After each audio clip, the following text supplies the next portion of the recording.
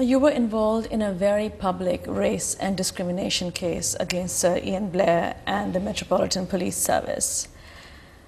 Tariq, is the Met Police institutionally racist?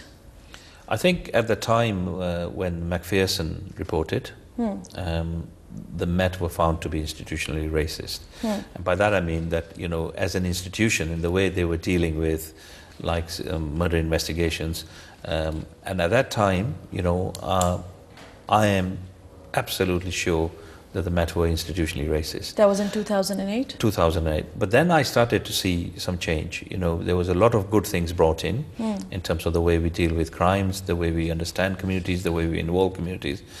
And I genuinely feel, and I believe, that the Met was not institutionally racist, but there were individuals who had, you know, racist tendencies, and sometimes, you know, they effectively, you know, use those. But if those individuals are individuals in power and in position, then they really constitute the Met. Well, and that is a problem in the sense that if they are in power, as you say, what then happens is that basically they get smart at how they go about doing it.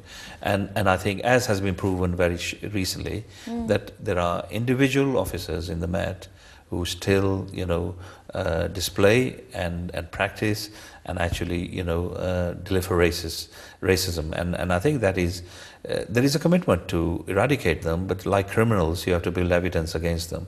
But I genuinely believe, and was party to it, seeing a lot of improvements that were done in the way we deal with families, the way we deal with murders, the way we deal with, including more and more members from the ethnic minorities into the police. I think that, but progression still remains a problem. After I left, 3 or 4 of the most senior officers left as well. And now we have hardly anybody who's coming through the rank to take up the kind of position I had, and it'll be another 5 to 10 years before anybody does. And I think that is a very difficult issue which has to be addressed. Now, you were regarded as a very popular and enthusiastic leader. So when did things start to go wrong for you? I think as an institution, I enjoyed my 10 years in the Met. I had some very big commands, but I think when I look back, I was appointed by a different commissioner. And when that commissioner went, you know, a new commissioner took over. It was at that point where I felt that unnecessary focus started to get put on me. And I think, you know... but do you feel you were overlooked for the role of Deputy Commissioner? Well, I don't think it's an issue about being overlooked. The issue is about, you know, do you have the skills? Do you have the competence? Do you have the experience to equally compete for a job of a Deputy Commissioner or a Commissioner? Right? And I'm afraid, you know, I just personally felt that I had those skills, I had those competencies, and I wanted to be given a fair chance. But, you know, in an open, in a objective selection process, there are winners and losers. And I think sometimes that aspect has been overplayed. It's for others to judge, and there are many, many people who judge that what I actually did in the Met was very, very significant in operational terms, in management and leadership terms. So, frankly, that is an issue that is kind of sometimes overplayed. The big issue here was there was no need for one individual to actually pick up a fight with me.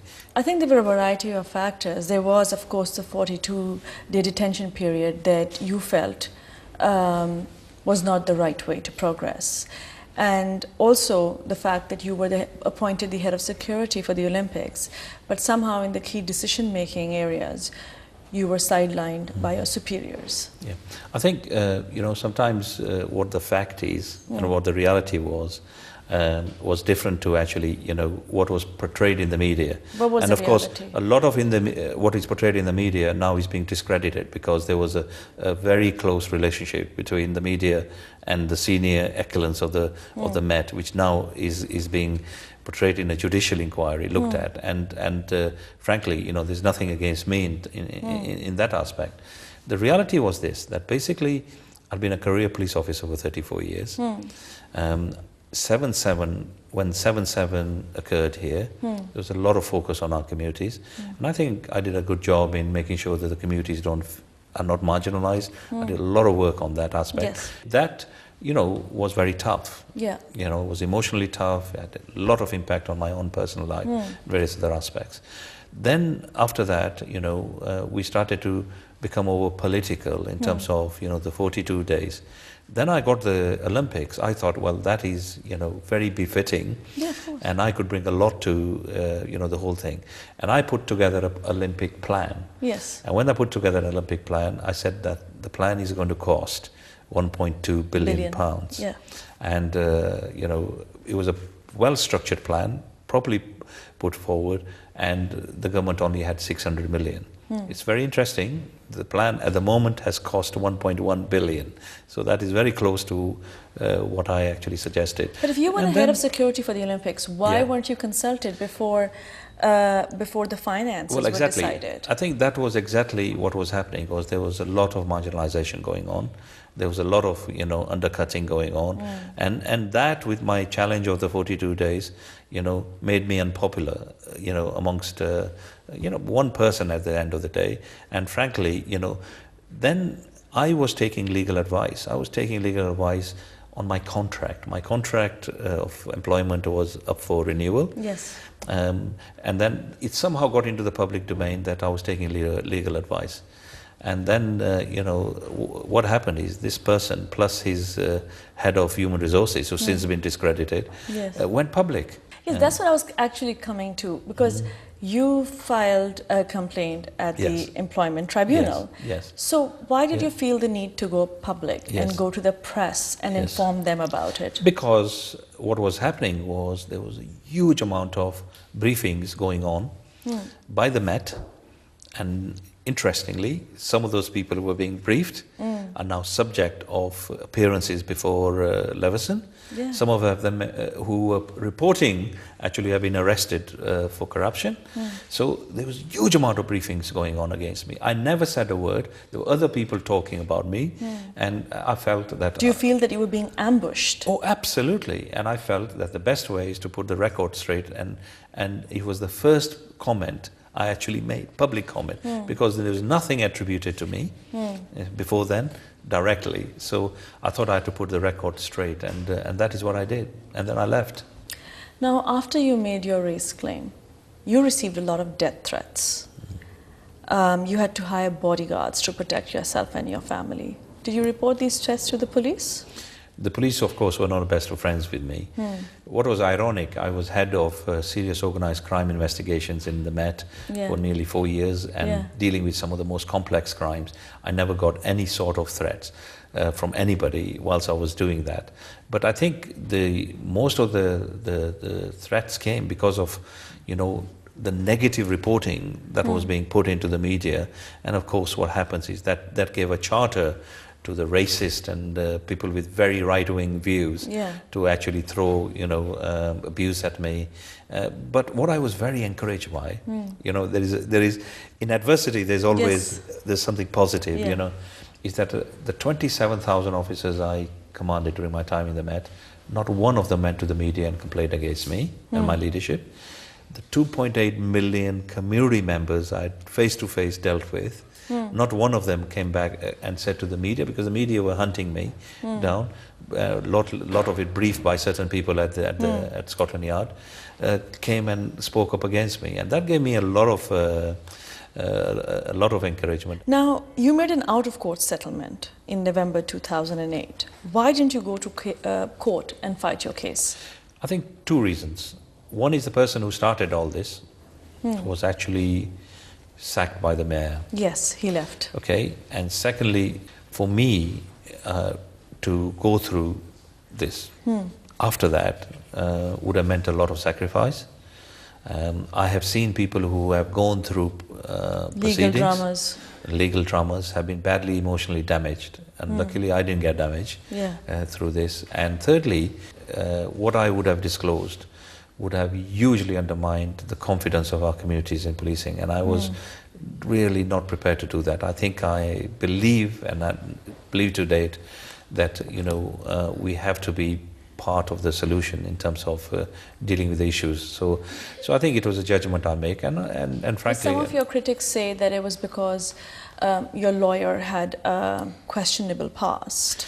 Yeah. and that's the reason that you dropped your case. No, I think the lawyer, was not chosen by me. It was chosen by somebody else, and the circumstances underpinning that lawyer were unfortunate. In hindsight, things could have been different, but it was nothing to do with that. It was the fact that, one person who had started, I had nothing against the whole institution, I've been part of it, had left. Secondly, I really felt that,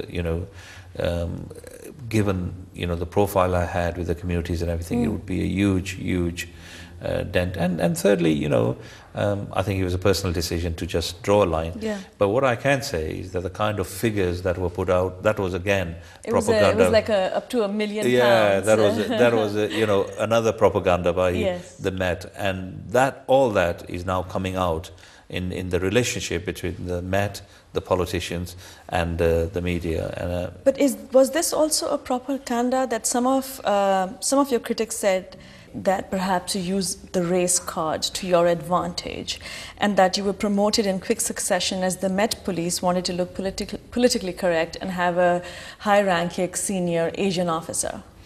well, it's easy to say that, but let's look at the fact.